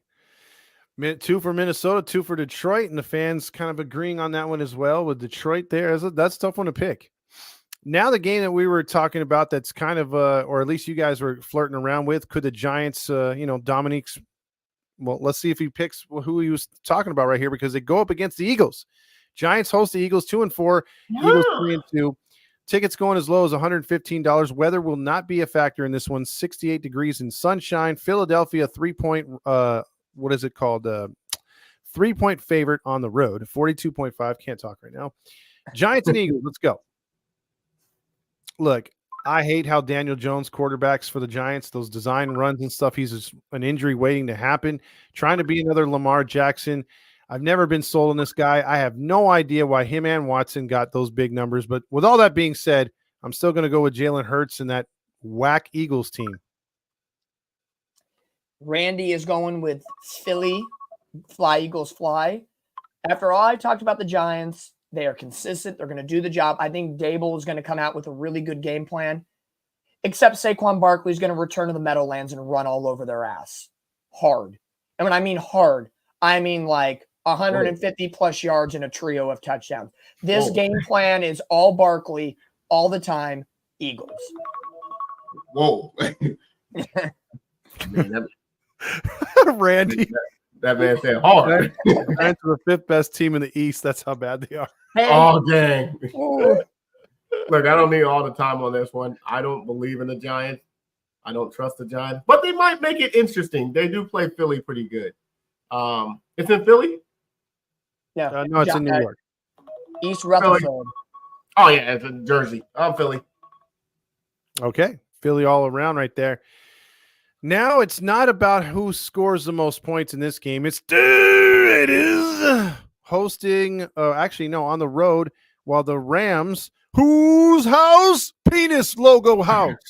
Why you gotta do that? Rams are 1-4. Tickets for some reason are going for $136. The Rams are 7-point favorites. It's indoors, of course, sort of. It's not a question about, give me the 20 seconds. It's not a question about what the score is. It's how many fights there will be in the stand. I was going to say that. Yeah, there you go. How many? I don't know who's gonna win those fights because both are drunken fan bases. But give me the Rams, just because it is.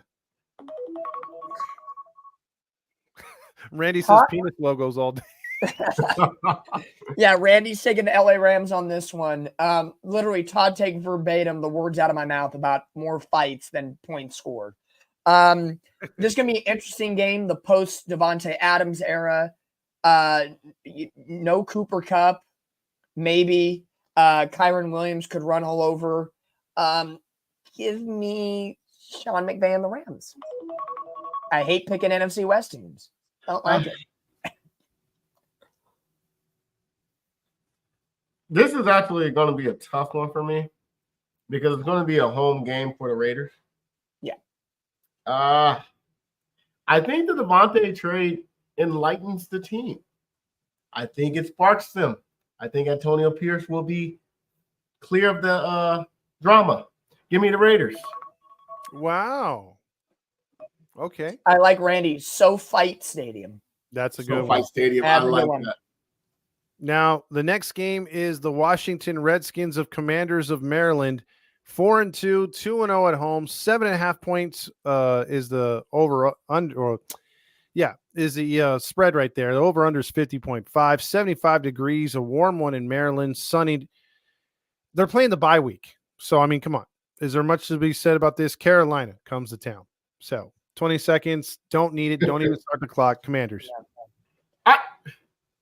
Commanders for Randy. Commanders for me. Clinic from Daniels. You didn't want 20 seconds either? It was 20 seconds combined on this game. Commies. Well, first of all, how do you know I'm picking the Commanders? Oh, come on now. Okay. Don't go crazy. Don't go. Come on. I had the crazy pick of the week of talking about the Giants. Let's save that for next week. Hey. The Commanders. Come on now. Yeah. Come on now. You see your phone got a rest for that one. I got a rest. So now the game of the week on Fox, the only one at that 1:25 time slot. The Kansas City Refs at 5-0, 2-0 on the road, go into Santa Clara to play the 49ers. They're 3-3, fresh off a win against that scrub team in Seattle. Tickets going as low as 165, temperature 73 degrees, sunshine. Niners are a 1.5 point favorites. Really? 46.5 is the over-under. Oh. Let's go. My bad. I started you two, sir. Ready? Go. Yeah. Look, it's hard to pick against the Niners in Santa Clara. I'll put that right there in your face. But the refs, there's something that if the refs weren't as so biased against or for the Chiefs this year, I would pick the Niners. But go Chiefs. Ooh. Heavenly Father, please allow the refs not to be wearing red and white as the Chiefs and listening to Taylor Swift in the pregame locker room. Randy says Chiefs. I get it, but it's my heart and soul. Give me faithful to the Bay. Go Niners. It's what they got to do. Oh, I got more time? Oh, okay. Yeah. Niners, let's go. Key to the game. Brock Purdy's just got to do what they got to do, eliminate the big play from Patrick Mahomes, and Nick Bosa's got to be invisible because he'll be not called for getting held half the game. There you go. Yep. I won't take much time. I think it's become a very competitive game. I think the Niners are going to want revenge for what happened last year in the Super Bowl. However, Taylor Swift ain't going to let the Niners beat them. I mean, she's going to probably sing at halftime. I guarantee it. So give me the Chiefs to win this one. Vomit all over the field. We should start picking over-unders on how many times Taylor's shown on the broadcast. But yeah, she has got – I read a tweet. She has not gone to a Chiefs road game yet this year. So is Santa Clara the first road game, yes or no? That's the true question. True.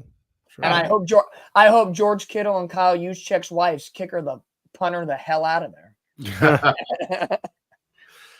Well, now that moves us on to the Sunday night game. Randy's One Jets pod, New York Jets, fly to Pittsburgh to take on the Steelers and Russell Wilson on Peacock and NBC. Yeah, tickets going as low as $105. The Jets, Jets, Jets are a 1.5 point favorite. That has actually gone up a half point since they got Devontae Adams. No lie.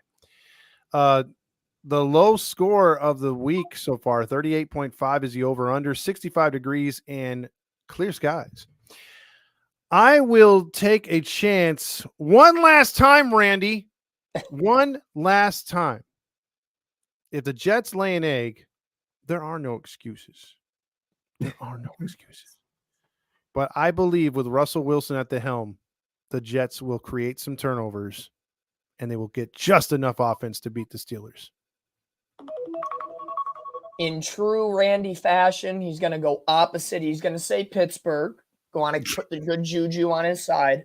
I'm going to go Jets, Jets, because if it's on Peacock, someone's got to be hard, and it's going to be Aaron Rodgers. Because Devontae Adams is in town. Devontae Adams going to get some yards, going to score. They're going to celebrate, and the Jets are going to have a party this weekend at home. Okay. You've been using a lot of hard references for the last couple of picks, Dom. You said the Eagles are going to be hard. Now you said Peacock and penises. What's up with that, Dom? Give me the Jets, man. The Jets. Just give me the Jets. Dom with the poor references. I love it. One Jets pod is the staple of this page with Unfiltered Sports Podcast, and he refuses to pick his own team. Hey, man, superstitions die hard sometimes, and if that works, Randy's going to roll with it. You know that. I thought he would go with not taking a bath until the Jets win or lose or whatever. Superstitions like that. I didn't know it was picking against his team, but there you go. Yeah. So now we go to the useless games of the week, which not useless games, but one of these Monday night games is useless because, again, why are we doing two on? We talked about this on a Monday. And the Arizona game's on exclusively on ESPN Plus only. It's on the Ocho. Yep. Let's go with that one because we can't finish with that game. That just blows. It is the later game, but Chargers at Midgets. Chargers 3-2. Midgets are 2-4. Tickets going for surprising $22. I think that's too high. Chargers are 2.5-point favorites. 44.5 is the over/under. Let's go, dude. Harbaugh. I mean, Harbaugh could line up against the Midget, and I'd still take Harbaugh. Helmet or no helmet. I don't like the Cardinals. Never liked them. Don't respect them. I've been over this before, and I ain't starting today. So give me the up-and-coming Chargers over the failing Cardinals. Randy is in line. He's going LA Bolts in this case scenario, and so will I. I'll give some love to Jim Harbaugh and looking to go get that win for the Chargers. I think he's a better quarterback as a coach than the Midget in Arizona. I think the defense of the Chargers is much better than Arizona's defense. And Herbert will play a good game. Give me the Chargers in the desert. You guys are so disrespectful. Calling that grown man. Damn right. Damn right, baby. You're going to think that's so disrespectful. We blew a game to them. I'm pissed. You know what? I'm picking Arizona. You lose. Give me the Chargers. Oh, this guy. Right there. That guy. Give me the Chargers, man. I was going to be like, all right, I see you, Maddie. You're sticking up for the Midget, but no.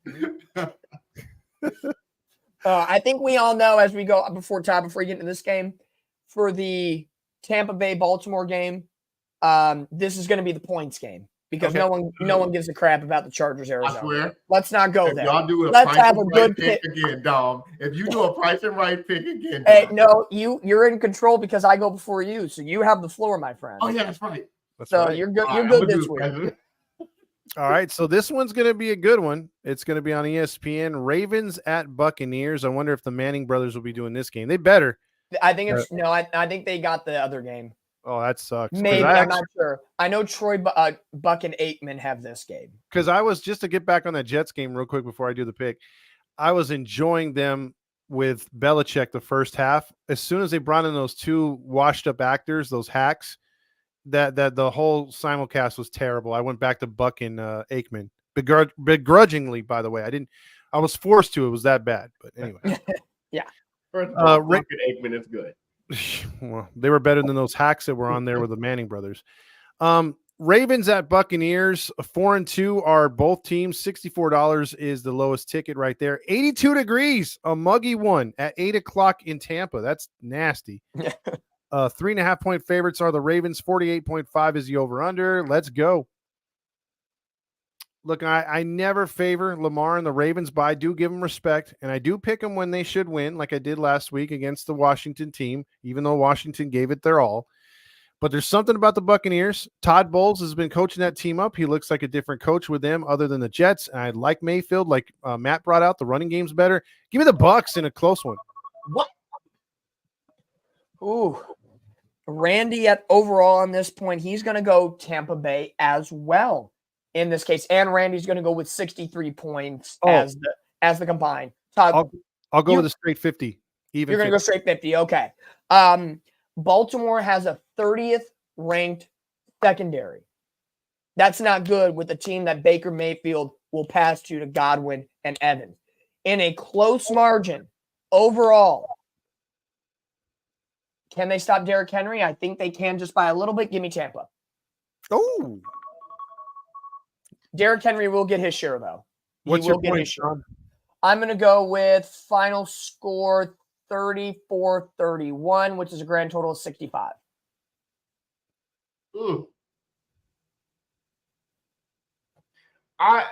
Y'all must know something I don't know because y'all all picked the Bucks, and I hate to pick against you guys, but I'm gonna have to, and I'm being serious. I'm picking the Ravens, and I got the final score 31-28, so that gives me a grand total of 51. 63, 51. No, Yeah. 61. 61. I can't do the math right now. 31. Yeah, 61. Yeah. No, you said 31-28? 31-28. Is that what, 59? 59. My bad. 59. Okay, no price is right on this one, guys. That's Yes. good.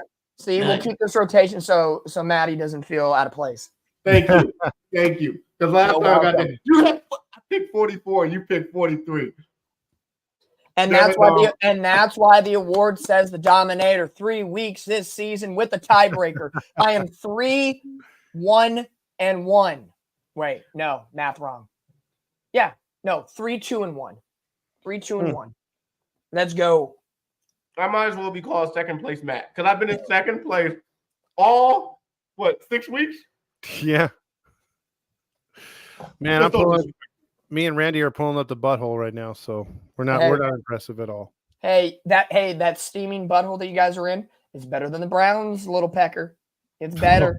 It's better than the Browns. Dominus reference all night, man. Sometimes Dookie hard. Corn references. Well, final thoughts, guys. I'll start with myself first. It was somewhat of an entertaining week last week. I think we're going to get much better play this week. To be honest with you, there's potential for a lot of close games. So I am looking forward to it, but I'm still going to stand firm and hard that the butthole game of the week is the Patriots at Jaguars. I am not going to watch one play of that. No, not at all. I think it's going to be, hopefully it's an interesting game. The games that we're expecting to be good, like the Texans and the Packers and Monday Night Football with the Ravens and Bucks. I really want those games to live up to the hype because that will make it a really interesting game.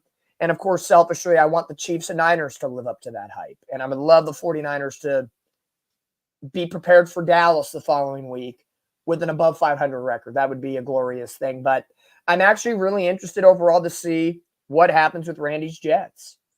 There's, like we said, there's no more excuses. They got rid of the coach. They got the trade. What other trades could happen next? That's the big question. Maybe after Matt has his take, what is one, my question to you guys after Matt is, what is one trade that you would like to see happen for your team or for another team? Kraft. What was that? Jerry Jones for the Kraft over there in Patriots. Trade the owners. Any final thoughts, Matt? My final thought, looking forward to this week. Like Mario said, I have been consistent with the picks. I've been in second place all 6 weeks, so a little consistency. And to end it, I will say this. We missed you, Randy. The show is not the same without Randy, for sure. Yes, sir. We got to have all four of us. And without the four of us, man, it's not complete, man. It's not. So we wish Randy was here. Give Randy a shout out, y'all. And follow his podcast, One Jets Pod. Yes, sir. As far as a trade, dude, give me was it Chase Young or the other dude, the longtime Saint, because you can get him for cheap. I would love to trade for those two guys. We need some pass rush, so I would take those veterans in a heartbeat. We need everything. Everything. Find a running back, and maybe Dallas will take him this time. Dude, hey, Travis Etienne could be available. I'll take Travis Etienne right now. Give it Travis Etienne right now. I'll take Trevor Lawrence right now. Honestly, I'm thinking along the lines of Todd for the 49ers. Add another pass rush. You lost Hargrave. Max Crosby of the Raiders. That might cost you an arm and a leg in that case scenario. The Niners did pick up the ex-Packer Amos in the secondary, a little old. I think it's a veteran piece. I just want Christian McCaffrey back healthy. That's all I want. Can I do that? Is there the football gods? You have to rip him off the Madden covers first. Probably. Let's not talk about ripping, because then I think of his Achilles, and then that scares my. That makes, again, to finish out with a porn reference, that makes my butthole clench a little bit. A lot of butthole references, like it. Hey, the NFL script is one big giant butthole because it sucks. So there you go. It does. And Taylor Swift is over there shaking it off at the same time. I see what you did. I see. All That's right. how me singing like her. Wait, Randy goes in there and says, "I take Trevor too. That'd be a guaranteed McCarthy fire." Oh, Give it a boot. Give it a boot. Oh wow, Mario. The whole Cowboys. Mario being so disrespectful. No. You're being very disrespectful, Mario. You're being very disrespectful. Well, I'll just kill it here. We went a little longer, but it's still a great show. Although we are missing Randy. Randy should be back next week, as will we, on Tuesday, 7:00, recapping everything and talking about who was the king of the week and actually getting our picks in for week 8. So Dom right now is on top as he's damn Broncos. There you go. Could have been undefeated, because that would have been the first time I think me and Matt or anybody else we've done picks together. We've never gone undefeated. Never gone undefeated. We've gone close with our pages too, but that would have been never. So for Todd Fox, Dominique from Catella Chronicles, and Matty Matt, we'll see you next week.